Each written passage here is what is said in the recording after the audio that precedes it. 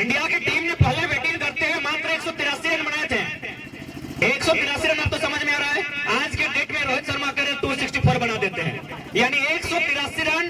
अभी कितना 50 ओवर के खेल में नहीं, उस समय 60 ओवर का होता था, यानी 60 बॉल एक्स्ट्रा, यानी 360 बॉल में इंडिया ने बनाया मात्र 183 आधा, यानी आराम से खेल के इंडिया हार सकता था।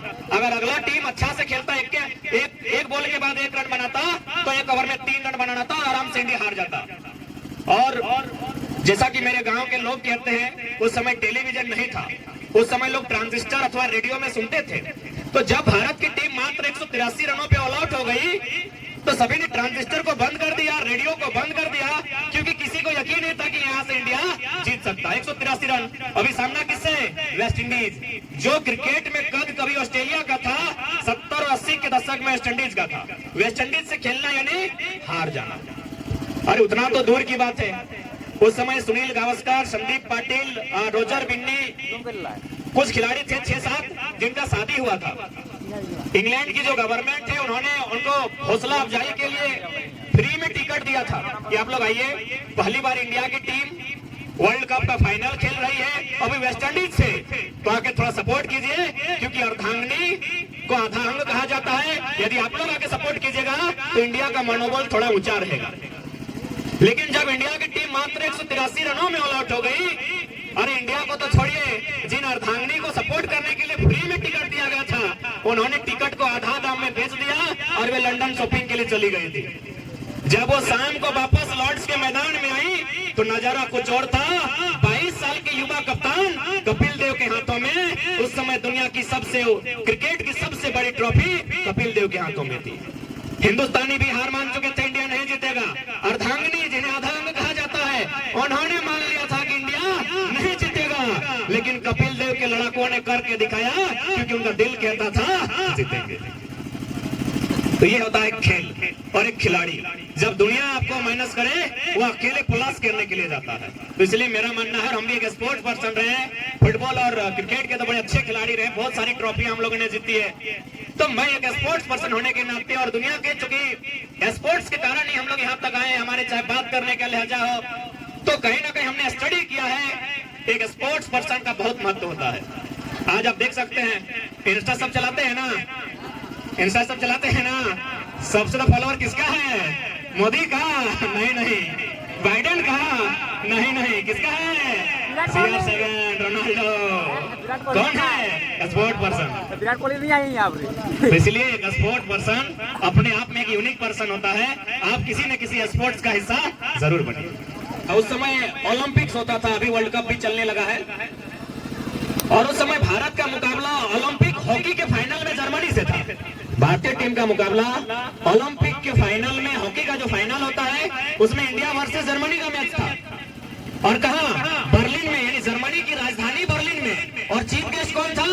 एडोल्फ हिटलर, दुनिया का सबसे पावरफुल, माने सबसे दबंग इंसान उस समय चीफ गेस्ट था। अखबारों की सुर्खियों में था कि इंडिया बुरी तरह पिटेगा, दीवालों में लिखा था कि जर्मनी के मांद में आकर इंडिया बुरी तरह हार के जाएगा। लेकिन मैदान की कहानी कुछ और थी। भारत ने एक तरफा मुकाबले में जर्मनी को हराया था, जिसमें मेजर ध्यानचंद उस मैच के हीरो थे। तो जब मैच समाप्त हुआ, तो जो चीफ गेस्ट थे हिटलर साहब, वो चले गए मेजर ध्यानचंद के पास, क्योंकि हिटलर का मानना था कि दुनिया का नंबर 1 इंजीनियर जर्मनी में रहना चाहिए, दुनिया का नंबर 1 डॉक्टर जर्मनी में रहना चाहिए, दुनिया का नंबर 1 साइंटिस्ट जर्मनी में होना चाहिए। तो दुनिया का नंबर 1 हॉकी प्लेयर इंडिया में क्या कर रहा है? उन्होंने जाकर मेजर ध्यानचंद को एक प्रस्ताव दिया कि मेजर, तुम भारत से क्यों खेलते हो? भारत तो एक गुलाम कंट्री है, क्योंकि 36 की हम बात कर रहे हैं, 1936 में भारत अंग्रेजों के अधीन था। तो मेजर ध्यानचंद को जाकर हिटलर ने कहा कि तुम भारत से क्यों खेलते हो यार? इंडिया तो एक गुलाम कंट्री है, कभी आजाद भी होगा कि नहीं?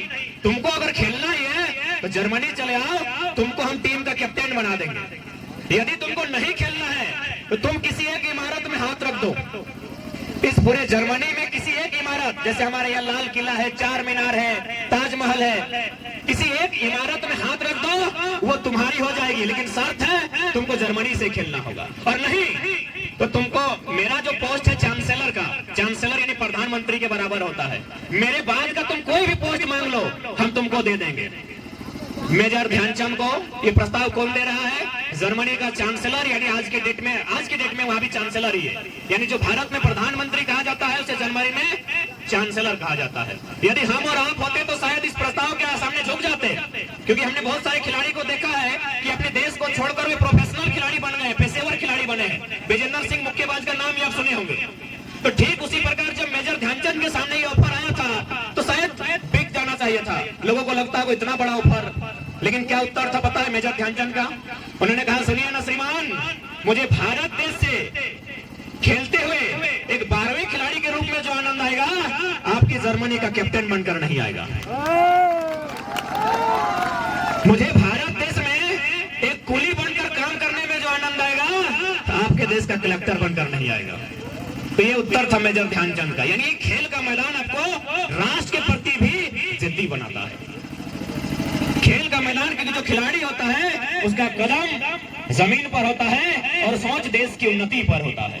हालांकि आधुनिक जो खेल चलता है, विशेषकर अगर क्रिकेट की बात करें तो खेल अलग विषय है, लेकिन मुख्य रूप से वो व्यापार की ओर चला जाता है। लेकिन आज भी जो खेल के मैदान से जुड़े लोग होते हैं, कहीं ना कहीं उनमें भाईचारा होता है, कहीं ना कहीं उनमें एक सामंजस्य होता है। आपको याद होगा देश के महान संत स्वामी विवेकानंद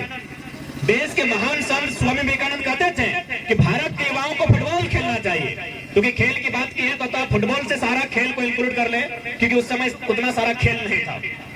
भारत के महान संत विवेकानंद युवाओं से कहते थे कि युवाओं तुम्हें फुटबॉल खेलना चाहिए, यदि तुम फुटबॉल खेलोगे तो भारत को आजाद कराने में आसानी होगी। क्या तर्क हो सकता है इसके पीछे कि भारत के युवाओं को फुटबॉल खेलने कह रहे महान संत विवेकानंद? क्या तर्क होना चाहिए? अभी फुटबॉल खेलने से आजादी मिलेगी? उनका मानना है कि फुटबॉल खेलने से भारत को आजादी मिलेगी। क्या तर्क है पता है? न भारत देश आज भी कंडीशन है, और हम तो 100 साल पहले की बात कर रहे हैं, जाति धर्म मजहब के नाम से बटा हुआ देश। यहाँ लोग एक साथ बैठकर भोजन नहीं करते हैं, तो देश के लिए लड़ना तो दूर की बात है। लेकिन जो खेल का मैदान होता है, आप कभी भी नोटिस कीजिएगा, वो किस जाति का है, किस मजहब का है, कोई मतलब नहीं है। लेकिन यदि हाफ टाइम वो खिलाड़ी बाहर आता है तो अपनी बदबूदार जर्सी को अगला खिलाड़ी को सौंप के आता है। कभी भी आप नोटिस कीजिएगा। और विवेकानंद जो खेल की बात कही थी, वह नेशनल प्लेयर को नहीं कहा था।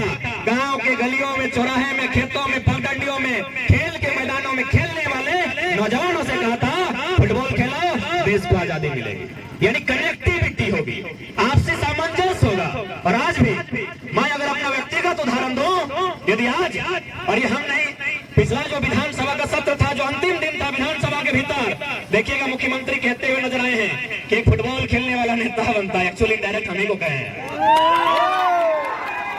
आप रिपीट कीजिएगा, उनका साल भर जो बजट सत्र चल रहा था, बजट सत्र के अंतिम दिन जो मुख्यमंत्री ने बात को रखा था कि फुटबॉल खेलने वाला, फुटबॉल के मैदान में भाषण देने वाला आज राज्य में नेतागिरी कर रहा है। क्या भाई, क्या खराबी है? कोयला चोर लोग बन सकता है? तो इनडायरेक्ट रूप से उन्होंने मुझे कहा था, क्योंकि मुख्यमंत्री डायरेक्ट नाम लेंगे तो और हीरो बन जाते हैं, इसलिए this is the power of a sport person. इसलिए मैं भी आपको यही संदेश दूंगा कि आप नौजवान हैं, खेल बहुत कुछ सिखाती है, खेल आपको अनुशासन सिखाती है।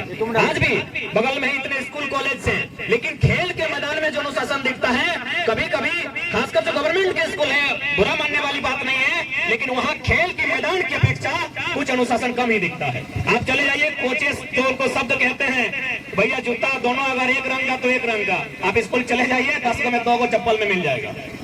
यानी खेल का मैदान का एक इंसान के जीवन में, उसके स्ट्रगल में, उसके डिसिप्लिन मेंटेन में बहुत बड़ा रोल होता है। और खासकर चूंकि हम लोग झारखंडी लोग हैं, हमारा मैक्सिमम टारगेट होता है डिफेंस की नौकरियां। यहाँ देख पा रहे हैं जैसा कि पुलिस जवान के साथी लोग भी आए हैं, तो जाहिर सी बात है ये लोग स्पोर्ट्स पर्सन है। एक तो दीदीगण भी दिख रही है, तो ये लोग स्पोर्ट्स पर्सन है। इसलिए हम लोग जो भी लोग हैं, स्पोर्ट्स के साथ नाता रखिएगा। या फिर अगर आपको लगता है तो कभी किसी क्वार्टर में चले जाइएगा जहां क्वार्टर की स्थापना हुई है, वहां देखिएगा रिटायर्ड लोग सुबह 5 बजे, 6 बजे, 7 बजे 65 साल 70 साल के बुजुर्ग लोग जाके खेलते हैं। पता है क्यों खेलते हैं? और बुढ़ापा में क्यों, क्या हमें पता है? उन्होंने जवानी में नहीं खेला, इसीलिए। बुढ़ापा में सिर्फ नौकरी पे ध्यान था, शरीर फूल गया, पेट फूल गया, तो डॉक्टर बोला जिंदा रहना है तो दौड़ो। तो भाई बुढ़ापा में क्यों दौड़ना?